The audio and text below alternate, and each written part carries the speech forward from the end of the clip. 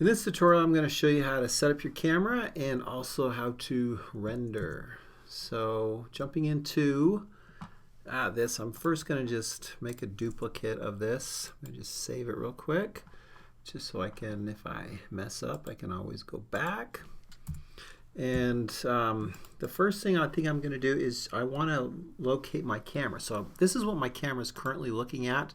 I'm in this animation mode. If you're in layout mode, it's this guy right here. And I want to be able to move that around. So you can move it around like this, which is kind of a pain. Or the other option is you can just click on it through here, and then you're inside your camera. Once you're inside your camera, if you have this toolbar open, and if it's not, you can press N, or you can also go to View and go to Sidebar that way. And what I want to do is I want to be on my camera, so make sure it's selected, and then I can go into View, and we go to Lock Camera View. And from there, you can actually zoom in and zoom out, get your positioning exactly how you want it to be. And if you're really trying to get like a straight view, then that's where you can also come in here and play with some of the settings. And this sidebar really helps out quite a bit. So maybe I want to play with this and just take that to 0 for my rotation. It's a little crooked, so maybe if I bump that. And you just kind of play with it, and that didn't do what I wanted to do. So now I'm just going to just push it down, holding down Shift, and then maybe tumble a little bit. And just kind of get the view you want to record from, because that's where it's going to record from. So once I get that view, then it's a good idea to just uncheck that so that I don't accidentally bump it. And then you can move out here and everything. So once you're ready to render, if you come up here to render and render image, that'll just kind of give you a quick little point of view of what you're looking at.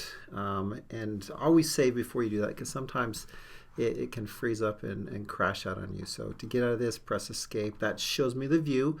So if I don't like the lighting or something in there, then you should change that. So I'm going to press escape to get out of there. And I'm going to go ahead and just render from that.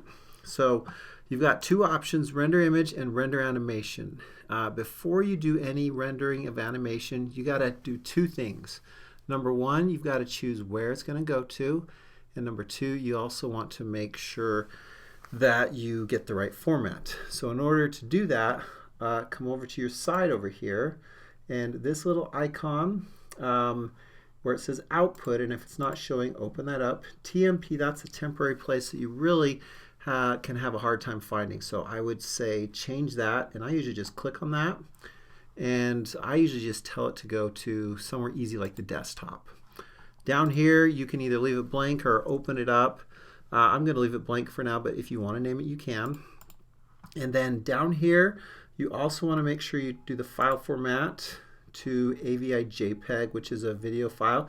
If I were to leave it on this, it would render out 100, actually 300 frames, individual frames, which I don't want. I want it to be a video file. Sometimes you want it to be frames, sometimes you want it to be a video file. So I'm going to just go up here to AVI JPEG. Once I do that, then I would just do a quick little save real quick, and then go ahead and click on render animation. At this point in time, you can kind of just let it sit. You're not going to really be able to do too much with the program. Up here in this corner, it says what frame it's currently on. So there, just jump to 2, and it'll keep jumping. And this takes some time. So depending on the speed of your computer, also depending on your animation, it'll create that. But when this gets done, it'll feel like it's frozen, but there'll be a video file that you'll then be able to check out. So, and that's how you render animation.